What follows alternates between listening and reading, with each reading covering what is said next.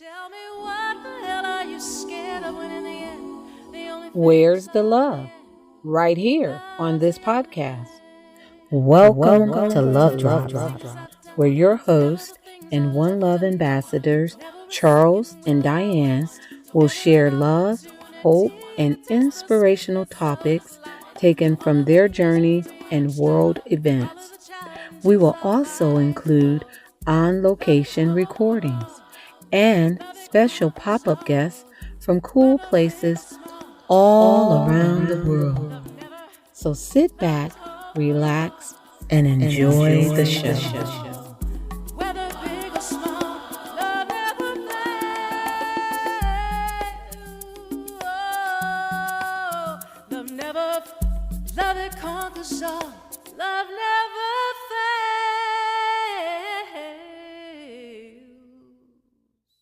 Welcome to the show. Our guest today is a very loyal friend, supporter, and brother from another mother and father. We're experiencing many beautiful life moments together, including watching him evolve into fatherhood. Diane, will you introduce today's guest to our listeners? Sure, and thank you, Charles. Our guest today is Olasumbomi Nurudeen Aka-Bashorun. He was born in Lagos, Nigeria, and grew up in Edmond, Oklahoma, before making Nashville his home.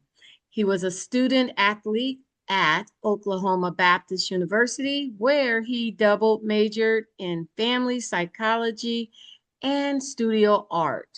Here's a quote from Ola. "My vision is not only create beauty and aesthetic works of art, but to introduce and express my thoughts and feelings. My intention is to connect with others using art to evoke strong emotions and get them to feel." That is our brother Ola, and that is a little bit about him. He is truly a beautiful vibe. He is the real deal. His art is all around Nashville, Tennessee, as well as other places. We were first introduced to him at the Nashville Rescue Mission, where he was doing his homeless series, paintings, and we love the guy mostly. And he is like family to Charles and I. So without further ado, Ola, the mic is yours. Hello, hello. How you guys doing? Seriously. Hey, Ola. So, yeah, we're going to talk today about the art of fatherhood. So when we met you, it was you and Bree. We watched you guys go through the dating process, the engagement process, and then you were married. You said adamantly it was a no kids zone. It was going to be you, Bree, and your doggies. You were going to just be fur baby parents. But then came beautiful Ifeya, and she changed your life. So we want to hear from you how the art of fatherhood has just made an impact on your life, your art, your everything. Talk to us. Going from not wanting kids to now having two, massive shift from the moment they were born. I mean, from the moment Ifeya was born, the firstborn, it was back to zone zero. As an older parent, you live life as an adult. It's about you, it's about your spouse or relationships and everything like that. And then all of a sudden, boom, you don't know what you're doing again. It's kind of wild that they let you out of the hospital within a couple of days to keep a whole nother human alive.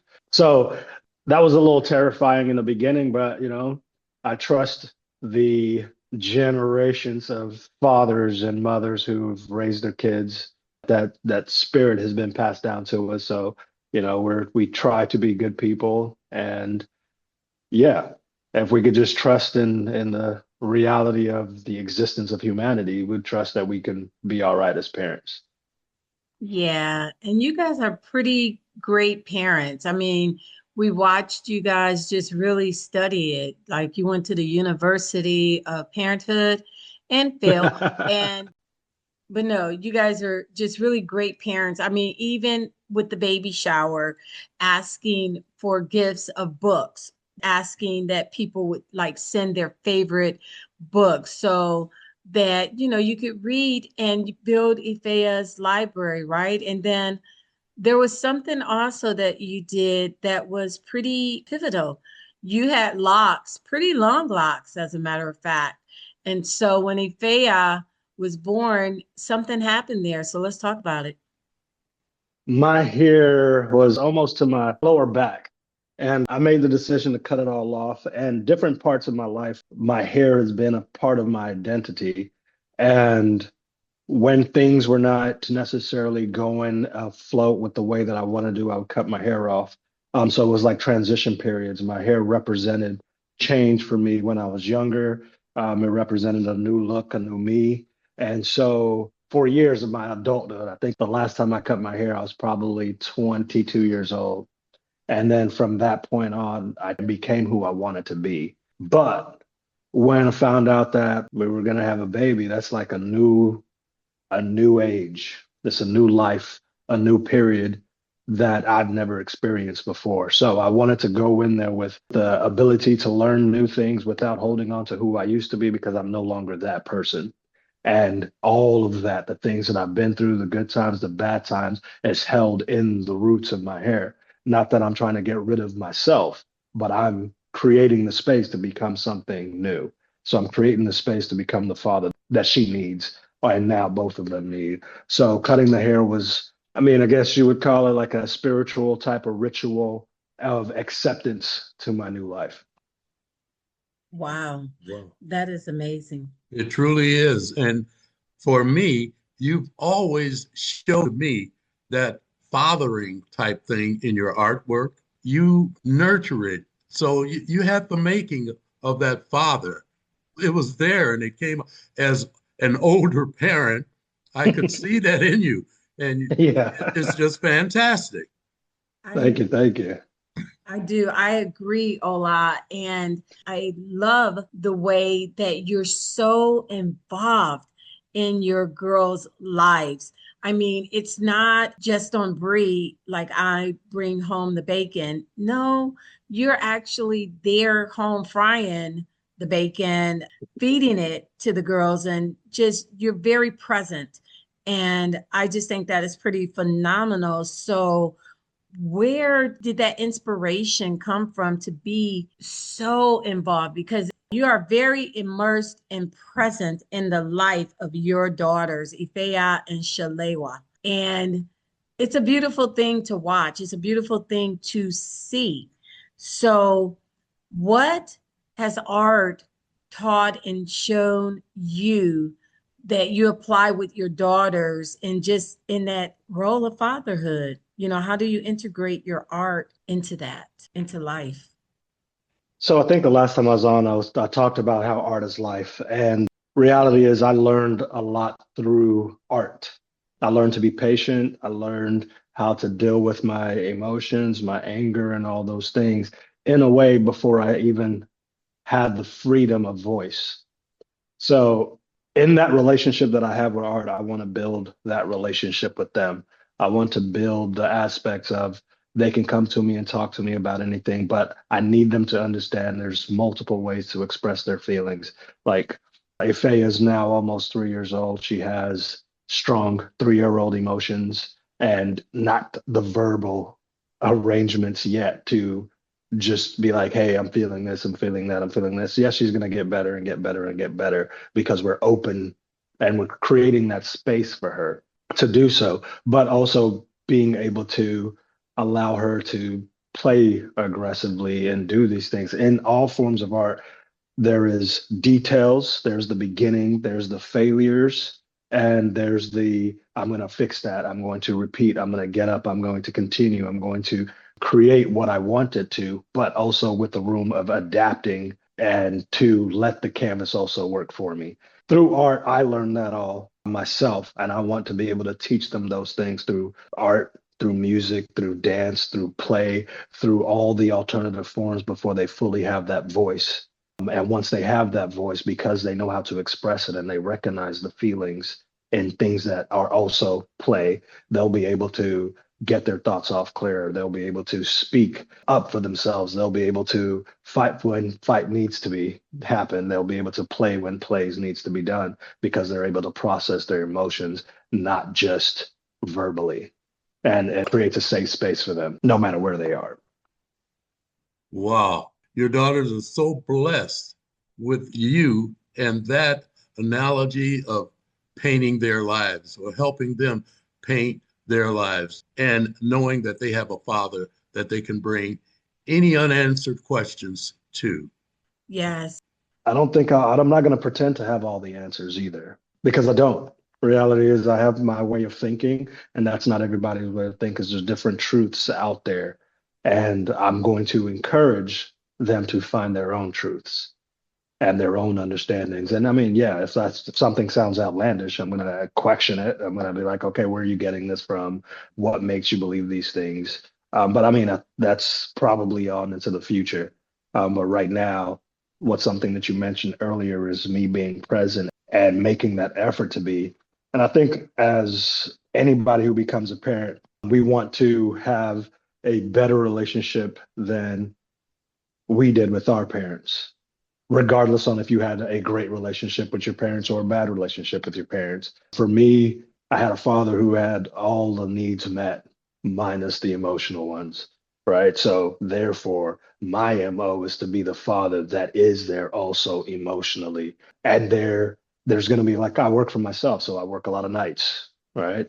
But I wake up in the morning, I go do my own thing before they wake up. I come home, and instead of dinner, like most traditional families where we all eat together, it's breakfast. I make breakfast before they wake up. We all sit down and eat together, hang out, chill, talk.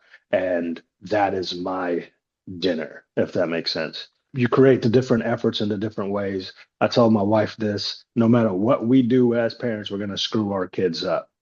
Right? No matter what we do as parents, we're going to screw our kids up. There's going to come a point in time when we think we're doing everything right, but their view of it is going to be whatever it may be, but they're not going to think we like them. They're not going to like us, even though we're all just trying to do the best for them. Like that's inevitable.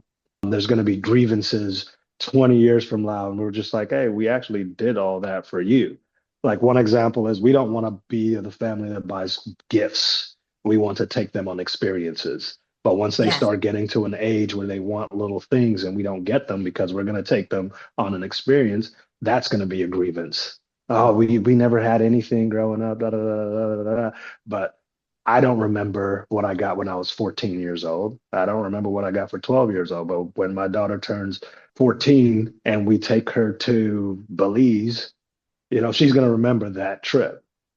It's something that she's going to take with her. She's going to be worldwide versus having an iPad Yeah. Yes. that she'll likely break Yeah. and do stupid things on the internet. You know what I mean? So, but she's going to remember not getting that at the Right. same time. Right. So, Right. regardless of what we do, we'll screw our kids up. And the thing is, when we actually make mistakes, is going and talking about it with them at any age, letting them know when you make mistakes, because that's us living for them too.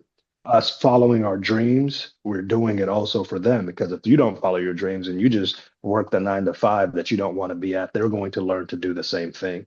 They're going to learn not to live. We hear Absolutely. the saying, I'll die for my family all the time. Let's live for our family. You know what I mean? Let's work out for our family. Let's eat well for our family. Let's follow our dreams for our family. That's beautiful. I love that. I love the experience giving. And you know what? That's brilliant. I knew there was something about you that was special. I knew it. I just knew it. It took me a little longer to get there. I did the gifts, I did the Christmas trees and things like that until I was a single mom for a season. And it was a struggle. And then I just saw that there was like no appreciation really in that, and I said, you know what? We're going to start taking trips. We're going to start having experience in going places and do it like that.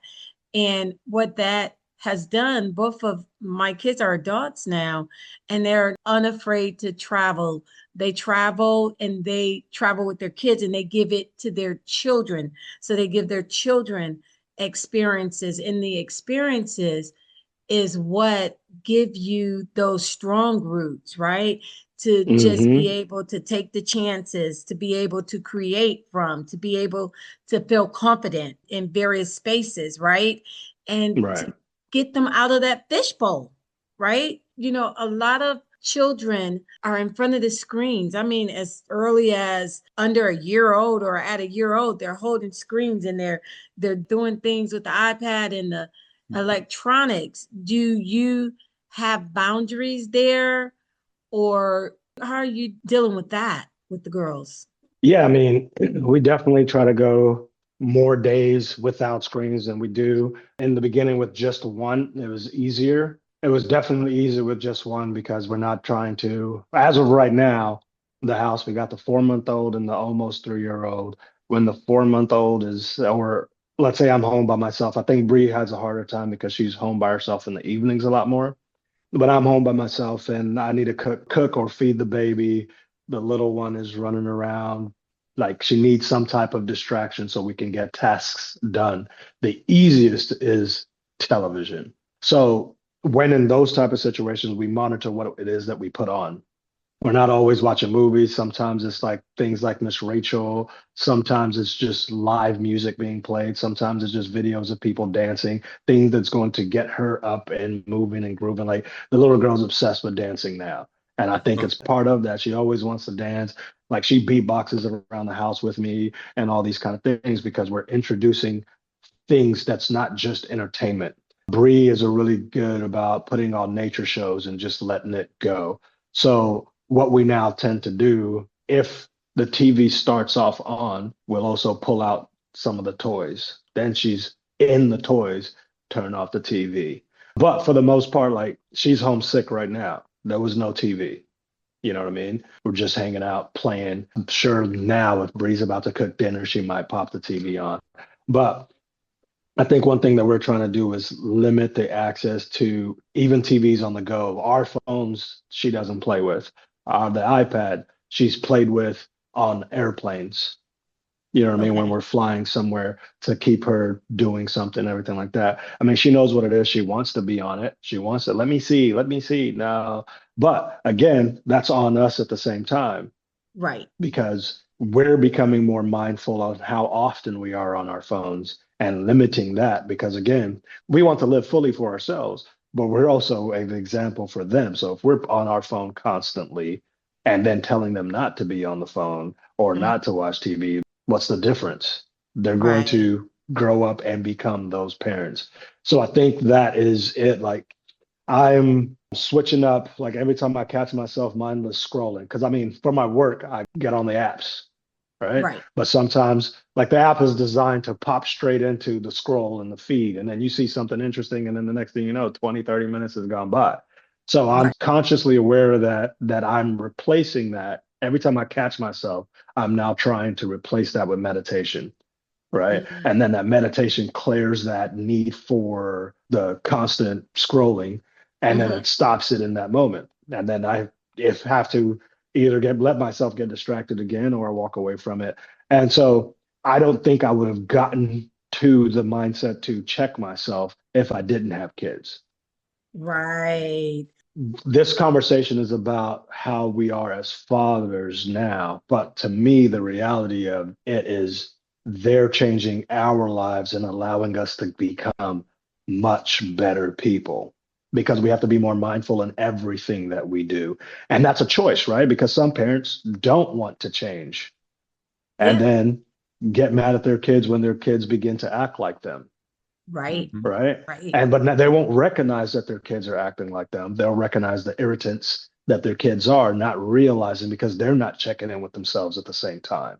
And that's what I do. I mean, I call it a reflect, but I try to write down every night. And I read this somewhere. So 5 minutes minimum. First minute is what did I do well today? Second thing is what did I not do well? Second thing, what distracted me today? And I tell you, the first 2 weeks of me doing this, it was literally my phone was the distraction the entire time. And then what am I grateful for? And then what is my focus for tomorrow?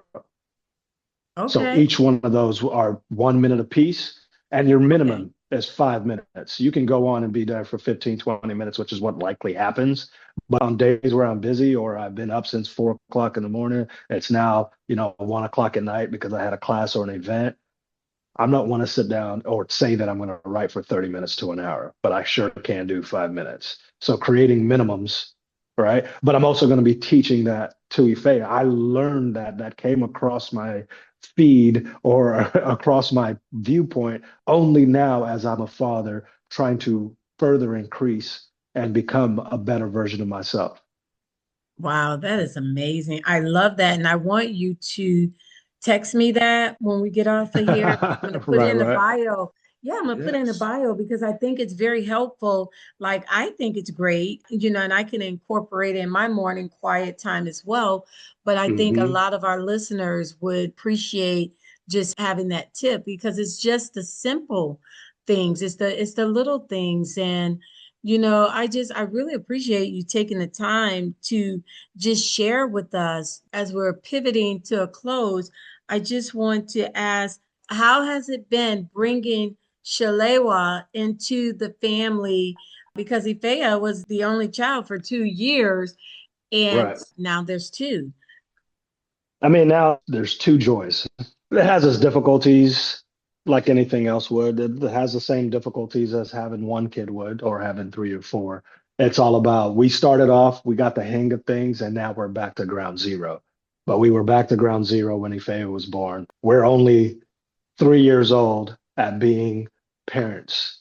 But now, in reality, we're 4 months old as being parents of two. Right. So with all of that, there are going to be days where you do good, days that you do bad, and recognize the bad, replace it and exist and continue to move and continue to move. So is it more difficult? I don't know. Like I can't go back to one when she was 4 months old. Like we didn't know what we were doing. There's things that we do better now with the infant, right? But there's still so many unknowns. I have a friend who I told him once that he's literally experimenting with his kid. And he was like, aren't all parents just experimenting with their kids? And I was like, yes, we are. Like in reality, we have no idea what we're doing. So it's an experiment. But I told him that, but you're intentionally doing an experiment on your kid without thinking of the negative precautions that's going to come from it if that does happen. But when he said, are we not all doing that with our kids? And I was like, yeah, you're not wrong. But with every experiment, with every theory, you have to try new things. So right now there's aspects of things like obviously we're better at changing diapers, better at burping, better at doing these little things, but managing the toddler who wants to run around, but we have to put the baby down, but then she starts crying, like managing that. I mean, to me, it is what it is. We're Yeah. forever going to be adapting to this because they're forever growing. When they're 6 and 8, we're dealing with new circumstances, new things. Yes, we understand their personalities better, but they're dealing with some different type of emotions. When they're Right. 13 and 16, completely Absolutely. different situation all over again. And I Hmm. think it's important for us as parents to have that awareness that we are going to be in a constant state of what is already constant. That's right. Impermanence is constant. Everything is constantly changing. When we're by ourselves, we see that slower. We don't see it as much. But when Hmm. we have kids that we're watching grow, it seems like all of a sudden life is moving so fast. Life Yeah. is life, the timing hasn't changed. Your perception has. Yeah. But if you're not intentional and you're not paying attention, in a blink of an eye, your kids are grown and you never were vulnerable with them. In a Yeah. blink of an eye, your kids are grown. They never watched you chase your dream. In a Mm. blink of an eye, your kids are gone and they don't want to come back because you didn't pay attention to them. Yes, and as they're growing, they will be taking with them all of the experiences, All of it. all of it with them, not Hmm. full toys or trinkets or things of that nature, but life's Mm-hmm. experiences. Both good and bad. Yes. Yes. Absolutely. Yes. Yes. And our kids watch what we do more so Mm-hmm. than what we say. And I don't know if you're old enough to have come through the generation, but growing up for me, I used to hear all the time, do as I say, not as I do. That is Oh, the yeah. craziest thing like ever. And I totally did not agree with that. And so, like with my kids, it's like, do as I do. So I try to do right. But like you said, we're all going to drop the ball. I say that to my children. They have children now. It's like, you're not going to get it Mm-hmm. perfect. You're going to drop the No. ball and you're going to drop it more than once. You're going to drop it more than twice. You're going to drop that ball like over and over again. And the main thing is how you pick it up. You How do you pick up and what you do with how it, you pick it up. 100%. Yeah, that's what it is. So as we are getting ready to close out, I want to just give a shout out to Bree, phenomenal, my baby sister. And yeah, I love that you guys balance each other out because as Yes. creative as you are and as you flow, she is that stability, she is that logic, she is that other side. She is Yeah. creative as well, but just differently.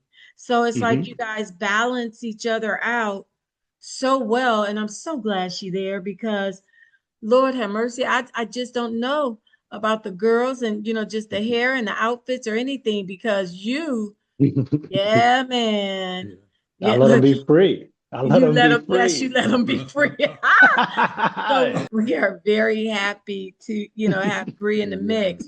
So, as we're winding it down, what love drop do you want to drop from the creative field of fatherhood to our listeners? What's your love drop? My love drop is, and this to any parent, is to learn how to live. Learn how to live, follow your dreams, do all the things in order for you to be around for your children. And not just around in a physical sense, present emotionally, physically, and let them watch you do all those things. Don't hide your struggles from them. Let them know how you get up every time you fall, because that right there is how you raise resilient children.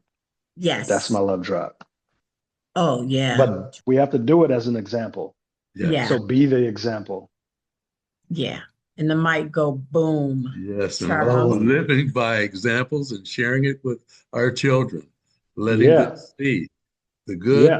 and the And the difference. bad. Mm-hmm. Yes. And that you get up and you keep on keeping on. And you Yeah. keep on keeping on. Hola. Our listening audience cannot see, but we can because we're on a visual Zoom.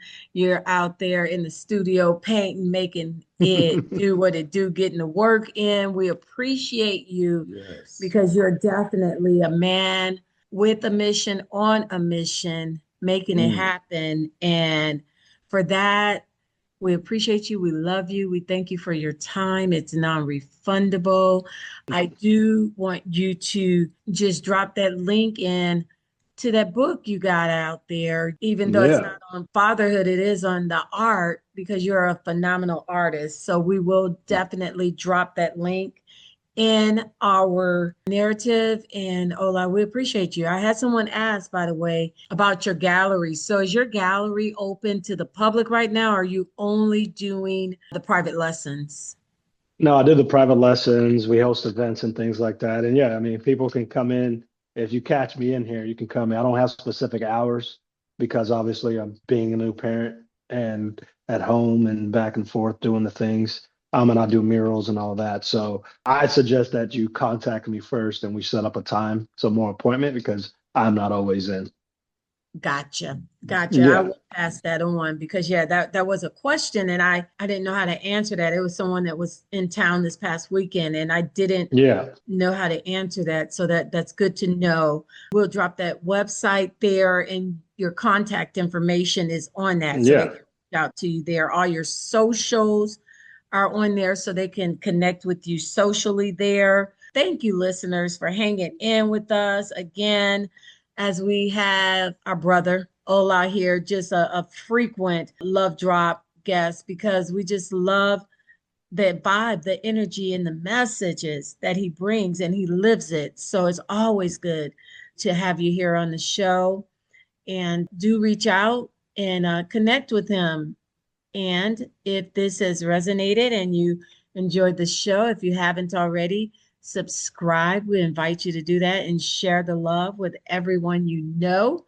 And until next time, Charles and I say, One love. Never a second will I waste, never an opportunity to taste the sweetness of this life. Thank you for tuning in to the Love Drops podcast. Be sure to follow this podcast and share the love with everyone you know. Until next time, this is Charles and Diane signing off. One love.